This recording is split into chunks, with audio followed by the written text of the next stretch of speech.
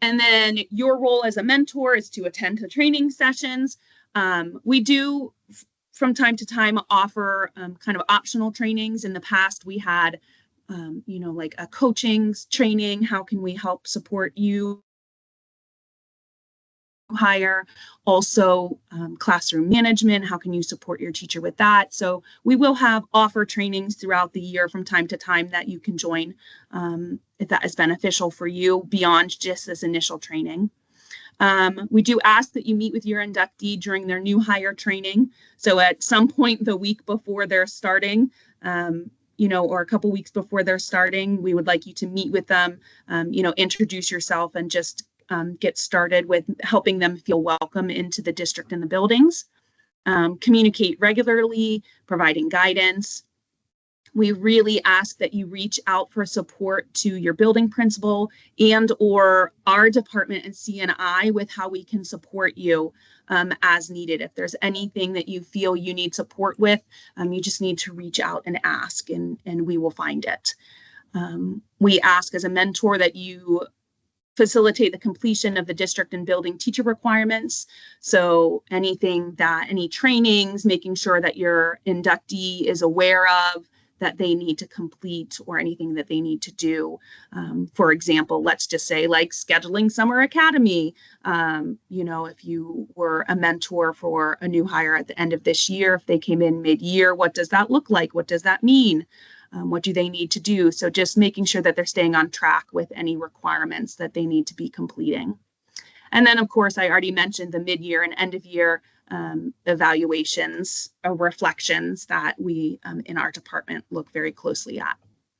And then as the inductee, they must participate in any district and building orientations.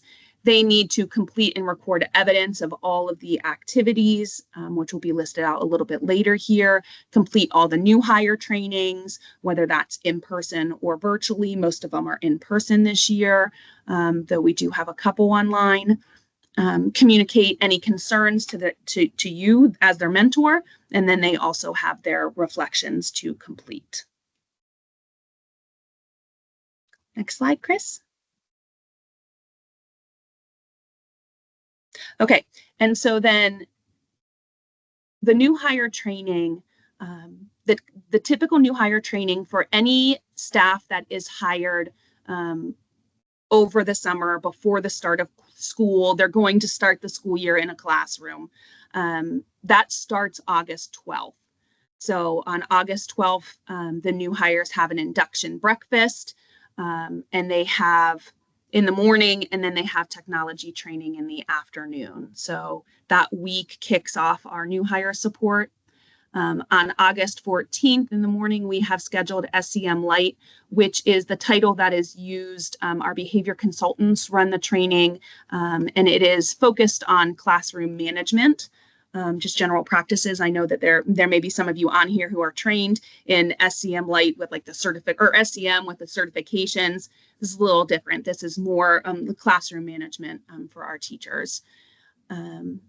Before school, they will participate in any of the mandatory trainings. So we just listed like letters, department days, any of the required summer academy sessions for a specific grade level or role. They will be attending during those August summer academy days that are already scheduled.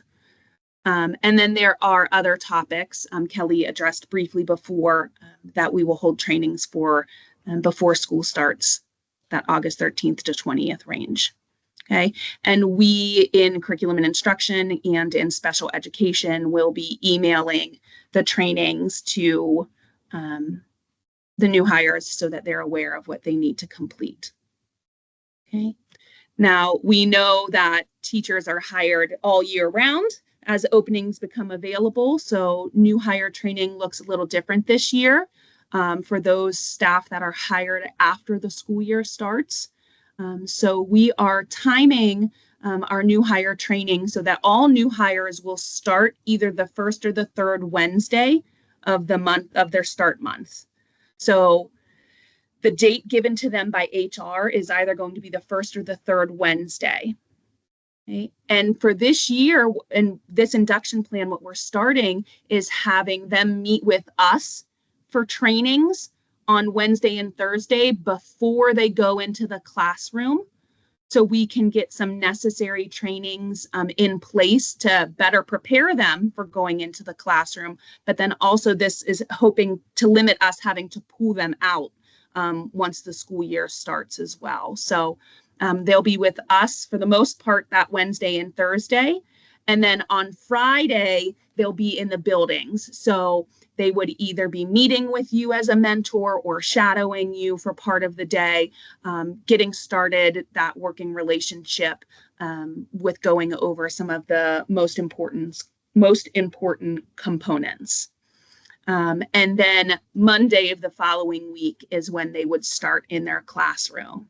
So we wanted to give kind of like a little bit of a runway there to the start in the classroom in the middle of the year with some support from us and some support at the building level before they start in their classrooms. Carrie, there's a question in the chat that is, when will the inductees be emailed their new hire trainings? The new hire training schedules. Mm-hmm. Yep. I mean, I think we will start organizing those as the board starts approving the new hires for that. I don't have an exact date. Chris, thank you. I think for the new hires that have already been hired, we're going to schedule a meeting towards the end of June with HR to be able to reach out to everyone who's already been board approved and offered a position.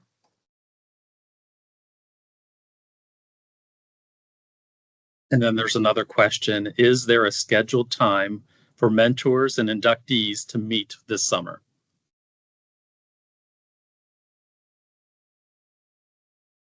There's not a single scheduled time because of the new hire training overlapping with all of the summer academy and building requirements. And so it would be a time that would work for both the mentor and the inductee based on the specific requirements for that person.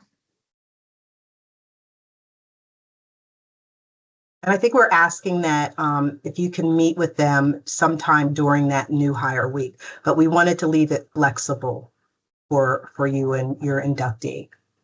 But we'd like you to meet that new hire week if at all possible.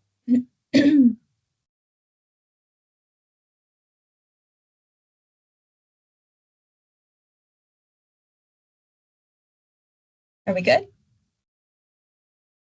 Okay. Good morning, everyone. I'm just going to talk about some of the checklists that you will be responsible for going over with your inductee. So we can go ahead to the next slide, Chris. Thanks. So you'll see on Canvas course when we actually get into the Canvas course that there are 3 different checklists for the mentors. There's an elementary, a middle school, and a high school checklist.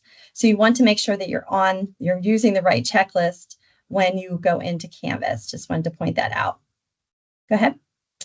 So some of the checklist key topics include instruction, and basically what we're looking for is for you to let your inductee know, the protocols of your school, what instruction looks like in your school, how can they access resources, schedules, things that they need to be effective in the classroom. They also need a school overview, your building, of the community, again, things that are important to them as a member of your particular school, where they can find materials, general supplies, copy shop, just the procedure. We know every building has different procedures, so you want to make sure that your inductee knows where to find what he or she is looking for, what they need to be an effective teacher.